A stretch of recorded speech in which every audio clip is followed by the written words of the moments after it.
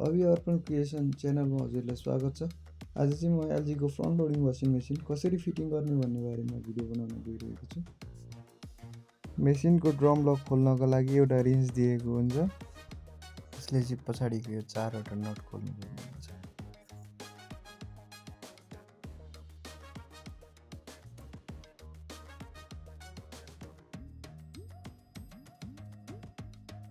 यो drum lock खोलेपछि यो drum lock चाहिँ सुरक्षित साथ राख्नुपर्छ।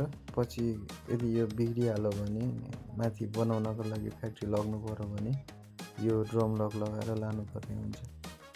ड्रम लक खोलेपछि यो 4वटा दुलो हुन्छ। यो 4वटा दुलोलाई चाहिँ यो 4वटा ट्याप आएको हुन्छ। यसले यो दुलो टाल्नुपर्छ। यसमा 1.5 मिटरको इनलेट पाइप आएको हुन्छ र यो वासिङ मेसिन फिटिङ गर्नको लागि यस्तो खालको 1/2 इन्चको धारो चाहिन्छ। यो निकाल्नलाई तलतिर बल लगाएर माथितिर तान्नुपर्छ। त्यसपछि स्क्रुड्राइभरले 4वटा यो नट खोल्नुपर्छ।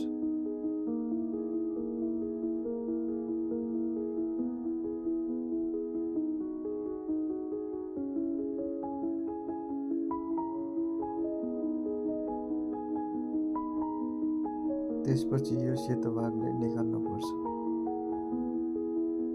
यो सेतो भाग निकालेपछि नटलाई चारैतिरबाट खोलेर अलिकति यसलाई लुज बनाएर नटलाई इक्वली रूपमा चारैतिरबाट पस्नु पर्दछ।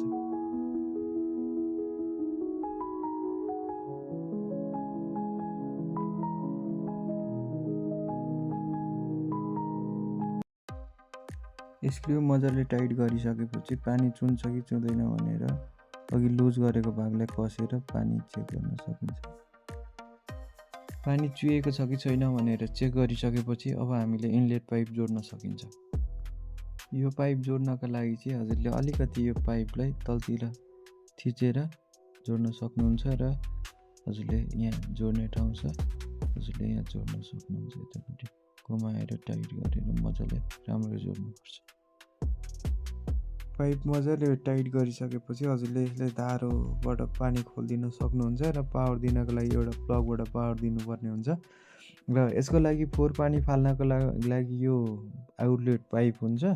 यो आउटलेट पाइप चाहिँ हामीले एउटा फोहोर पानी जानको लागि घरमा धुलो निकालेका हुन्छौँ। त्यो धुलोमा पाइप हाल्न सक्छौँ।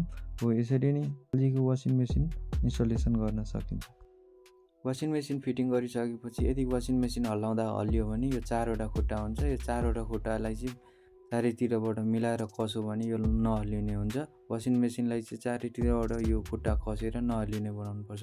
यदि हल्लिएन भने यो वासिङ मेसिन राम्ररी फिटिङ भएको छ भनेर मान्नु पर्दछ। अब हजुरले यसलाई लुगा हालेर चलाउन सक्नुहुन्छ। हजुरलाई भिडियो कस्तो लाग्यो? यदि मन पर्यो भने हजुरले लाइक, सब्सक्राइब, कमेन्ट गर्न सक्नुहुन्छ। हस् त।